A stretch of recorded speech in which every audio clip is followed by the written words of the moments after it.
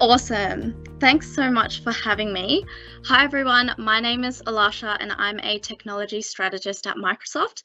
So what this means is every day I get to work with some of Australia's biggest retail and consumer goods businesses on their tech strategy and partner on some really exciting initiatives that will help them grow their businesses using technology.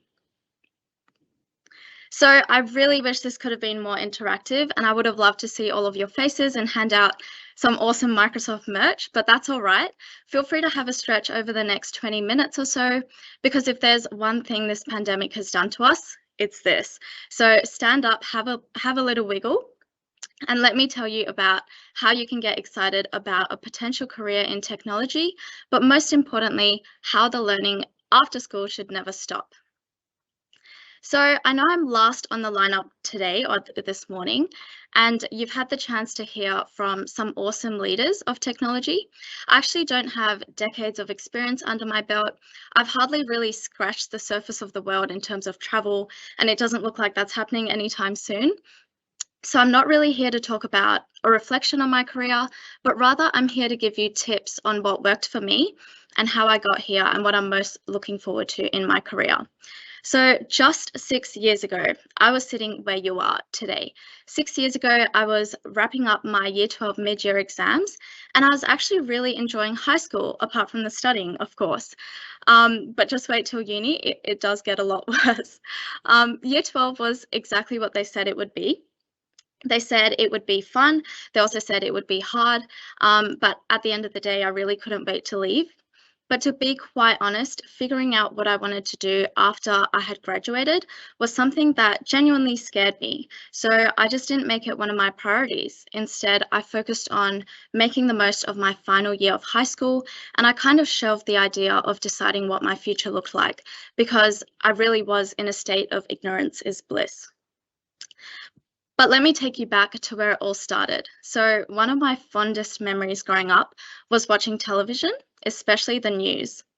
And while my older sister stood up and declared to my family that she was going to be Australia's next Prime Minister, I remember dancing across the carpet, grooving along with Bill Gates as my dad replayed the Windows 95 launch. I remember turning to Bill and sending him a quick note of thanks for giving me a PC so that I could spend countless hours on Paint, rewriting my name and creating my signature, and the other half of my spare time as a 6-year-old building houses on The Sims, if you remember that game. Fast forward 17 years, and I now have the incredible opportunity in the formative years of my career as a technology strategist at Microsoft. So growing up, I always had an interest in pulling things apart, fixing what was broken, and I soon found myself assume the role of resident IT tech support for my household. During school, I actually had quite little to do with technology. The ICT subject was not a popular choice at my school, and I really didn't give it much thought. In retrospect, I've started to see how I actually did spend a lot of my spare time during school involved with technology, whether it was making videos on my laptop. I wanted to be a YouTuber back in the day, using Adobe software, spending my time procrastinating, looking at drone videos, or even in year 12 as procrastination, I created my own Excel document to figure out if I could calculate my own ATAR, as you do, instead of studying. It was an interest that I didn't actually know I had up until the moment I saw it on paper when applying for universities in a neat little degree at UNSW called the Bachelor of Information Systems with co-op in around September of year 12. What I loved about this degree was that it gave me an opportunity to learn about something I was interested in and also gain experience in technology in some really awesome companies that have participated in Big Day in actually in the past. So given the nature of technology being ever evolving, there's no better way to learn than to do. So there I was, finally making my decision, and I haven't looked back since. Something that fascinates me to this day is how I'm still surprised by learning about when technology is working behind the scenes just as I'm going about my everyday life. And let me tell you what I mean with these two examples. So firstly, I love going to IKEA. It's a great escape and the hot dogs are incredible, but IKEA is one of the world's largest retailers for furniture. And because of their success, they didn't see the need to modernize, or in other words, move their operations to the cloud. However, slowing growth drew attention to their inability to take a global view of how their stores were performing. And IKEA spread across 50 countries, and having that insight is incredibly important. So if you've learned or understand the basics of business, you'll understand that that was kind of a big deal. Having that visibility into sales, inventory, marketing, manufacturing, it's all really essential to maintain a competitive advantage. So what was their solution? The cool thing about my job is every day I get to speak to businesses and business leaders about problems very much like this. At Microsoft, we have a powerful cloud offering called Azure, which you may have heard about. But through this, businesses can use and build on top of these cloud-based services to meet their business needs. And IKEA, they did just that. They had a really critical look at how technology could provide a competitive advantage, and they moved their first business critical application to the cloud, and I guess they're reaping the benefits of it to this day. My second example. So I'm fairly new to Melbourne. I actually moved here from Sydney just prior to the pandemic last year.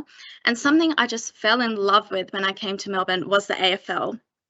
So I'm a Saints fan, and while our season might be over, we have data and IoT kicking goals over at the MCG.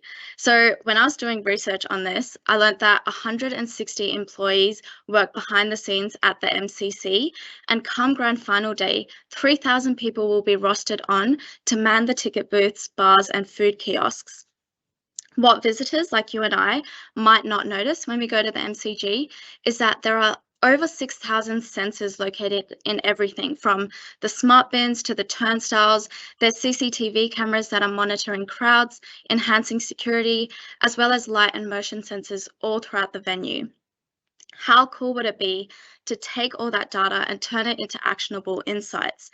Imagine being able to measure and manage real-time data feeds, use AI-enhanced decision-making to roster on or roster off staff, or redirect foot traffic to avoid delays. That's exactly what they did. Now, with the added consideration of COVID as well, there is an expectation to manage and identify potential exposure in the grounds, and there's a huge opportunity for technology there as well. So next time you go to the G, keep an eye out for how directly or indirectly the technology is shaping your experience.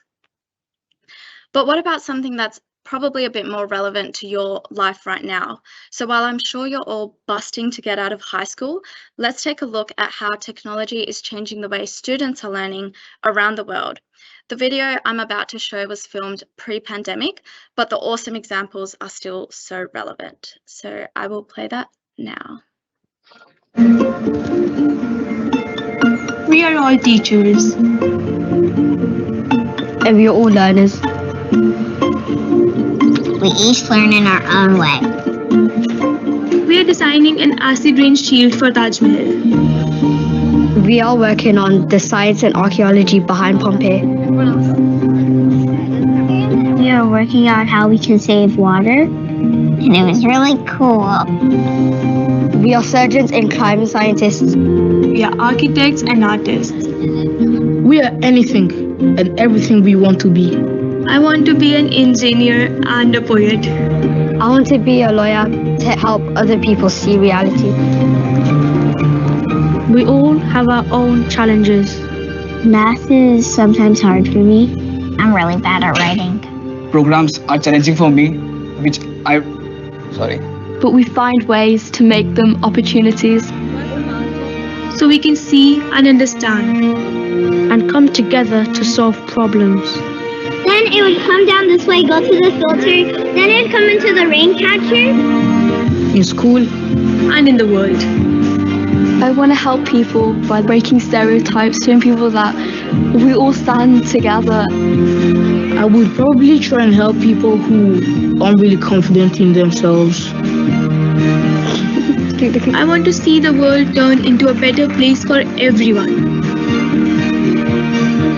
We're not waiting for tomorrow. Because we're creating a future today.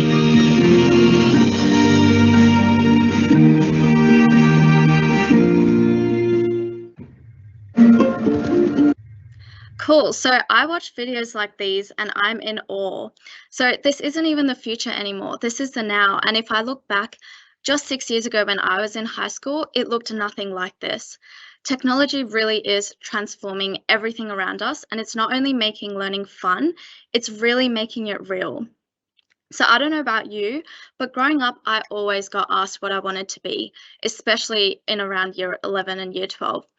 I think technology has so greatly influenced our response to this question because, as we saw in the video, these students are thinking about what they can do rather than what they can be. No matter what stage of your life you might find yourself in, technology is proving time and time again that it is an enabler for change, no matter how young you are. And to me, it's exciting to see this technology brought into classrooms by Microsoft. Now, I've given you a few examples of technology in our day-to-day life, like using data, strengthening security, applying tech for good, using it as a competitive advantage across various industries like retail, sports, entertainment, education. What I want you to take away from this is no matter what career path you choose, you're bound to be interacting with technology in some capacity. And that in itself is something to get really excited about. But what does this mean in terms of skilling so you can be prepared for the workforce? So there's no doubt that the role of technology has shaped and will continue to impact the workforce.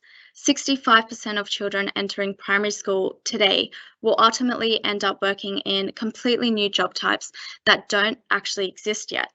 So what does this mean for you? What does this mean for me? It means that recruiters will be recruiting for the skills of the future, being a demand in higher cognitive skills such as creativity, critical thinking, decision-making, complex information processing.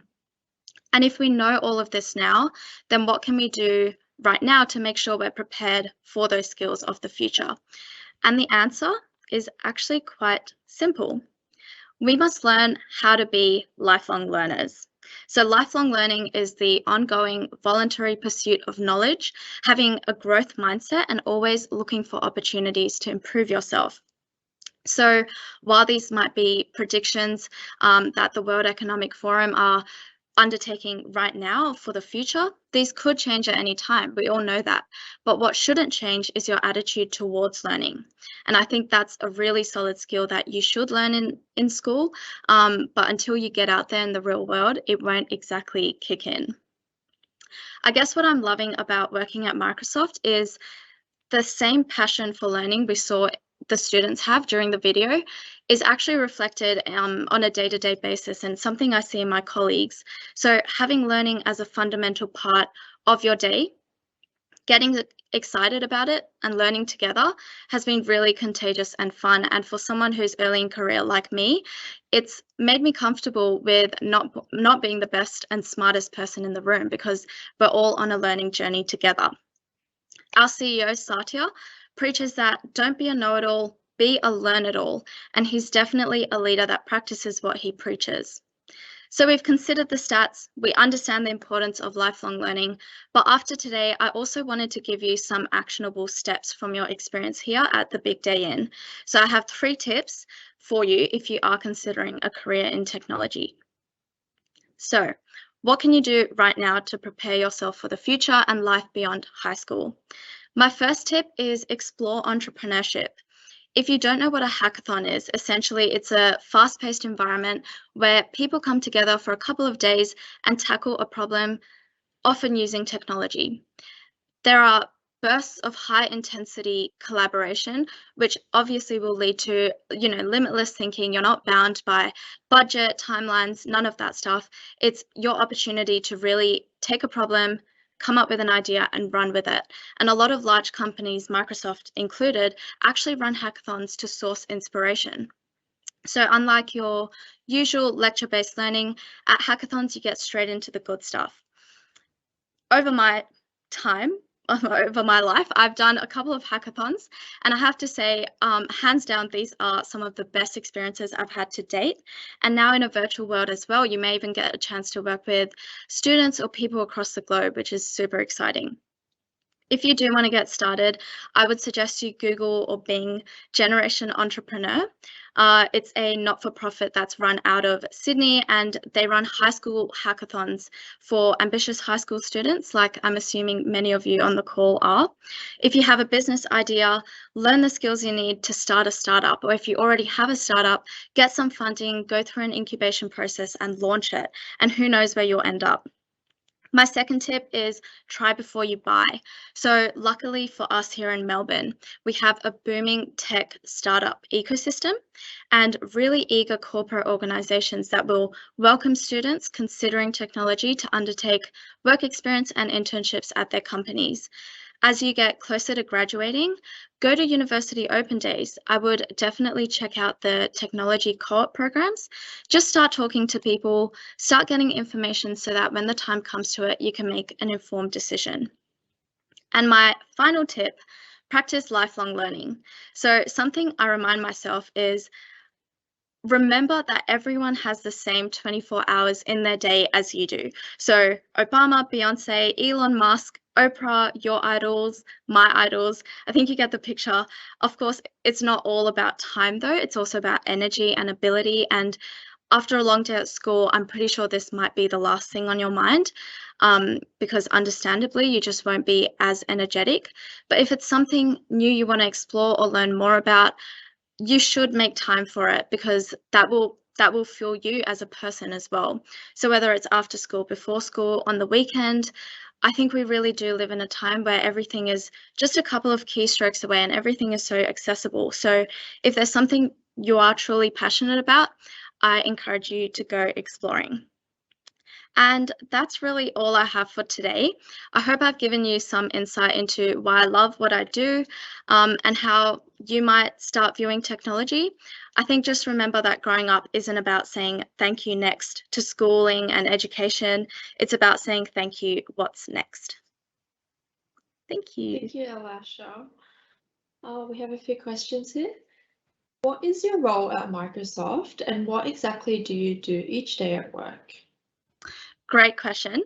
So my official title is technology strategist, but if I were to explain that, I have around 8 retail businesses that I work with.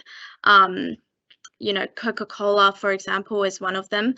And I get the opportunity to work with their tech leaders, so their CDOs, CIOs, on shaping what their technology roadmap looks like. So if I were to simplify that, I get to talk to them about what their vision is for the future for their business and, of course, how Microsoft can aid them on that journey. Yeah. Did you learn about software development in university and how helpful was that towards your career? Yeah, so not exactly. We did a few Java courses and yeah, for my degree, you definitely didn't need to know how to code. I think what coding teaches you is how to clearly think. And that problem-solving framework can really be used in any scenario.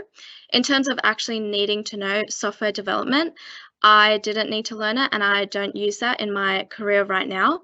I much prefer the intersection between technology and business. Yeah. What's the coolest project you've worked on so far in your career? Great question. I actually think a lot of them are quite confidential. Let me think. Let me think of one. Okay, on a high level, I guess when you're thinking about businesses, for example, how do I say this without giving away the customer? Okay, let's use, I'm gonna make this really general. Let's use COVID as an example. Obviously, COVID, unprecedented times, no one really had any models or any contingency plans to prepare for something like a pandemic, at least not the businesses that I work with. I think healthcare was probably more ready for that kind of change. But in retail, in consumer goods, that's kind of the last thing on your mind. You're focusing on retail trends like customer preferences and, you know, the economy. So there are so many other things to consider. Some really cool things I got to work on was actually using some of the Azure artificial intelligence services and predictive modeling to actually help these businesses, I guess, prepare for what was to come. So there are so many factors that they hadn't considered prior to the pandemic, but having the ability to chuck it all into a model in terms of what they did know, and then the model spits out something that will help them make better decisions in the future. That was a really cool and exciting space to be in. And at the end of the day, it was just really nice to be able to help businesses respond to COVID, because it was a really tricky time. Yeah. Hope that helps. There are juicier ones, but I think it might be confidential. Yeah. What is the biggest regret you have made in your career? Or maybe not career, but like just in your life in general? I'm assuming for that question. Yeah. Oh, well, I haven't made any ones that come to mind. Maybe